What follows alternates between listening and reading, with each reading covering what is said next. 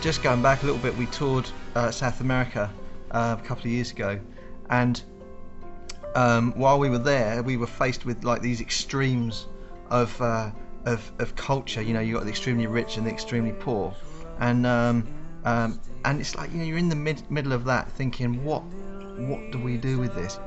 With touring around the world and with places like Asia opening up, and being to Rwanda and South Africa, and places where we've seen extreme poverty at first hand. You know, things started to come into focus for us personally as a challenge. You know, what are we doing with what we're seeing? Will you guide these weary feet? Every step that we take. You kind of feel this hopelessness, you know, because there can be extreme poverty, but there can be hope. And a couple of places that we've been, you just have this sense of actually our existence is hopeless. All those experiences have made me uncomfortable. It unsettles everything in you. We visited a rubbish tip, the city dump, and there were 3,000 families living on that dump, and I was there with my children. I felt at the time this is the most uncomfortable place that I've ever been in, and I really don't know what to do with the things and the emotions and thoughts that go through your mind at that time.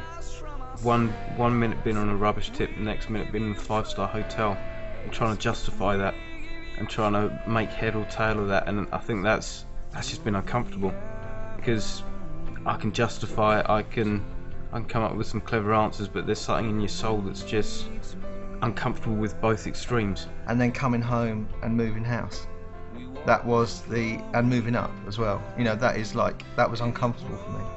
And at that time I was listening to a guy called Rob Bell do some talks, and he was talking about Solomon, and basically how, you know, Solomon forgot to tell the story, amassed this incredible great wealth, great wisdom, amazing palaces, but in the end of the day he was using slave labour to build these things. And the question is, what are we building?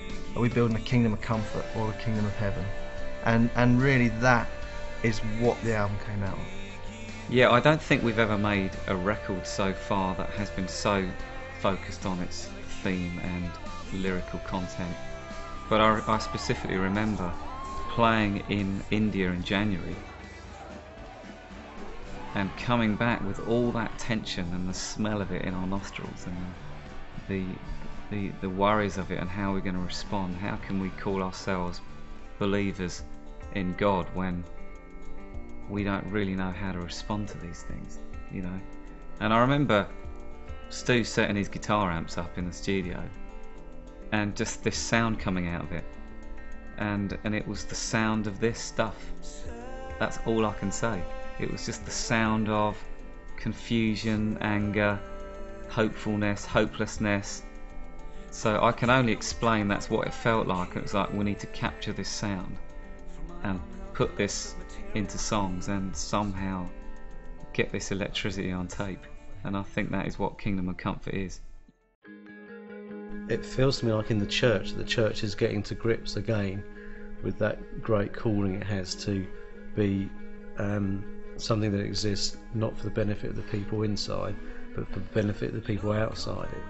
And I think that also that's happened to us this year, is that we don't want to live in a kingdom of comfort as Delirious and our music and where we're playing, and kind of just carry on as we always have.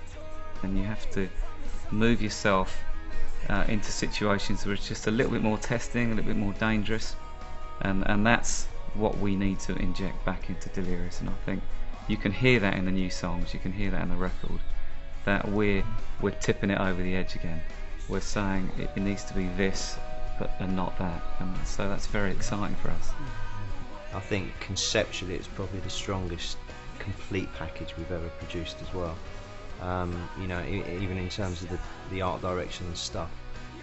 The cover is shot with a shopping trolley with many different items, everything sprayed white, falling out onto the floor.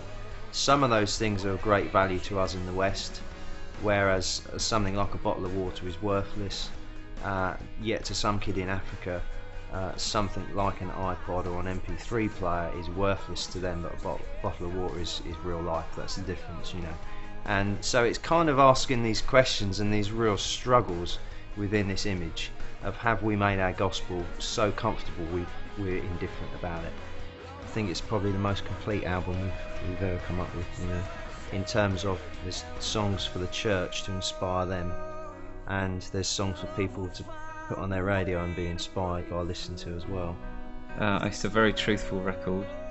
I think it's brave in some areas, but I think we can get braver in the future, and hopefully it could be a little piece in the jigsaw puzzle for people on their own personal discovery of how they can engage in changing the world, which is very exciting.